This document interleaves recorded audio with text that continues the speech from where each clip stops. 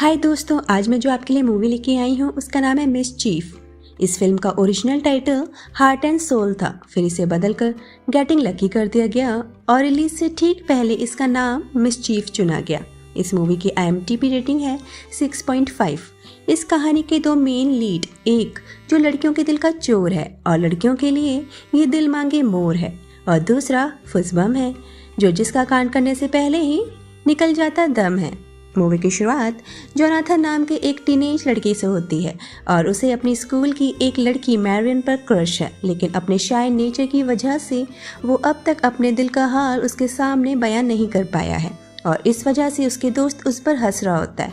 और तभी उनकी कार के सामने से मैरियन गुजरती है और वो उसको ताड़ने के चक्कर में अपनी कार को फायर हेच के ऊपर चढ़ा देता है और मैरियन वहां आकर मजे करने लगती है और जोनाथन भैया नैन सुख लेने लगते हैं। घर आकर जोनाथन अपना वर्कआउट शुरू करता है और एक एडल्ट मैगजीन में छपी फोटोज देखकर काम चलाता है। एक दिन उसके पड़ोस में एक हॉट सा नया लड़का जेन रहने आता है और वो अपनी बाइक से स्टंट कर रहा होता है और उसकी वजह से वो कैनी की कार से टकरा जाता है। कैनी की गर्लफ्रेंड बनी भी कार में होती है और जेन को बनी से पहली नज़र का प्यार हो जाता है। वो सब जोनाथन देख रहा होता है और जेन से मिलने जाता है और दोनों फ्रेंड्स बन जाते हैं। जेन जोनाथन के सामने अपने इंटीमेट किस्से सुनाता है जिसकी वजह से उसे स्कूल से निकाल दिया गया था। वहीं जोनाथन अभी तक वर्जिन है। जेन उससे पूछता है कि उसे इस शहर की सबसे हॉट लड़कियां कहाँ मिलेंगी। फिर हम उन दोनों को एक फेयर में देखते हैं जहां उन दोनों की क्रश बनी और मैरिलिन भी होते हैं। वहां एक व्हील घुमाओ गेम के दौरान जोनाथन को रोजल नाम की एक चिशमिश लड़की को किस करना पड़ जाता है और जेन को मैरियन को किस करने का मौका मिलता है। उन दोनों को किस करते देख जोनाथन को काफी जलन होती है। जेन जोनाथन से एक बार फिर व्हील घुमाने के लिए पैसे मांगता है और बनी को किस करता है। मैरियन और बनी दोनों जेन की पर्सनालिटी पर फिदा हो जाती हैं। जोनाथन जेन को बुलाता है और कहता है कि वो मैरियन से प्यार करता है। इस पर जेन मैरियन को जोनाथन के लिए पटाने के लिए शर्त लगाता है। जब वो अपने कॉलेज में होते हैं तो जेन जोनाथन से कहता है कि जब मैरियन आएगी तो तुम उसे कंटिन्यू ताड़ना, लेकिन मैरियन के आते ही जोनाथन फिसल जाता है। वहाँ केनी जोनाथन को बुली कर रहा है, जिस पर जेन कहता है कि उसे खुद के लिए लड़ना सीखना पड़ेगा। वहाँ क्लास में पेंसिल उठाने के बहाने जोनाथन मैरियन की टांगों के अंदर तार रहा होता है। सारी क्लास जानती है कि वो क्या कर रहा है और इसकी ये हरकत टीचर देख लेती है और उसे खड़ा होने के लिए कहती है, लेकिन उसके खड़े होने से पहले ही इरेक्शन की वजह से उसका कुछ और खड़ा हो जाता है और सारे स्टूडेंट उस पर हंसने लगते हैं और टीचर की आंखें फटी की फटी रह जाती हैं।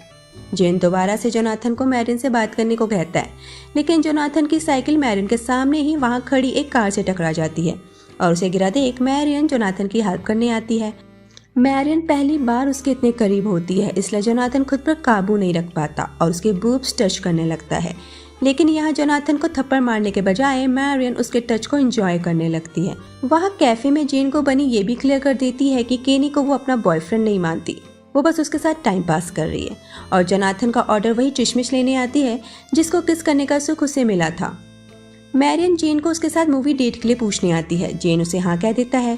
जोनाथन इस बात से काफी नाराज होता है, लेकिन जेन उसे आश्वासन देता है कि वो मैरियन को टच भी नहीं करेगा और फिर जेन बनी को भी अपने साथ मूवी चलने के लिए कहता है। चारों मूवी के लिए जाते हैं।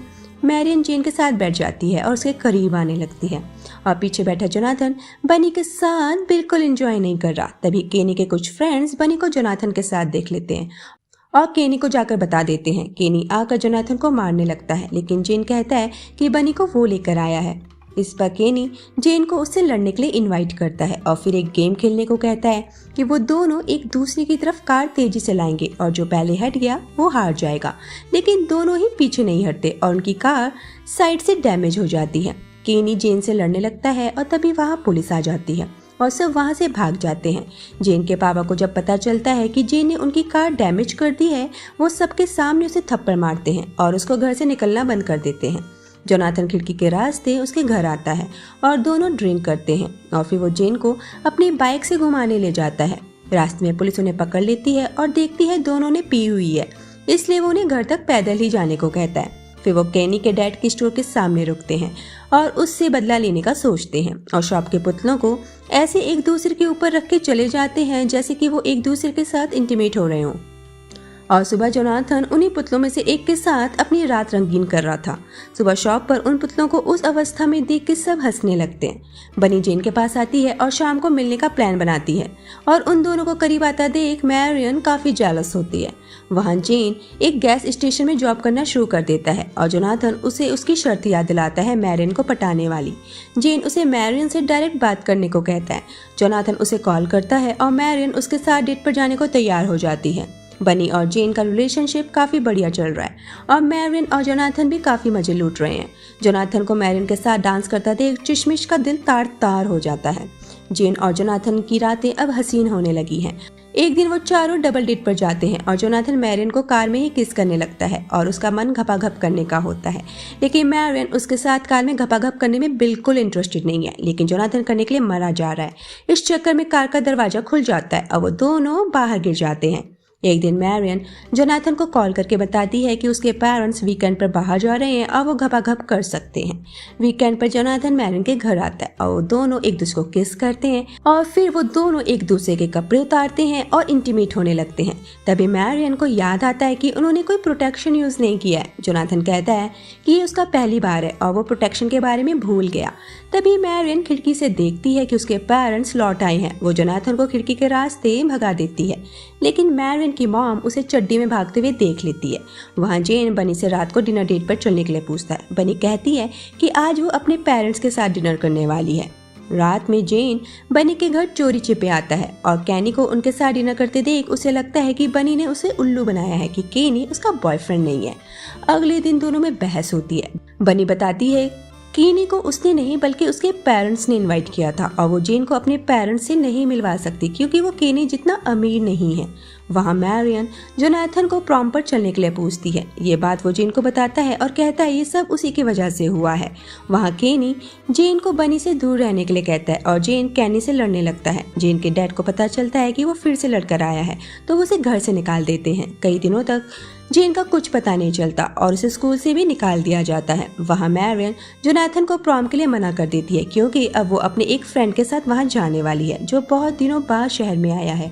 जोनाथन को गुस्सा आ जाता है और वो मैरियन को बाहर में जाने को कहकर उससे ब्रेकअप कर लेता है।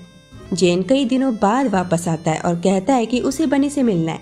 वो दोनों प्रॉम पर जाते हैं जहाँ बनी केनी के साथ डांस कर रही होती है। केनी जेन के साथ पंगे लेने लगता है। जेन बिना कुछ बोले वहाँ से चला जाता है। वो दोनों एक जगह आकर बैठ जाते हैं और जोनाथन जेन को बताता है कि वो मैरियन से कभी प्यार नहीं करता था, बस वो उसके हुस्न के मजे लूटना चाहता था। लेकिन बनी जेन से बहुत प्यार करती है। जब जेन सो जाता है तो जोनाथन बनी को लेकर आता है। जेन और बनी एक दूसरे के साथ भागने का प्लान बनाते हैं और जोनाथन बनी के पेरेंट्स को बता देता है कि वो अपनी परी को ढूंढने की कोशिश ना करें, वो भाग गई है।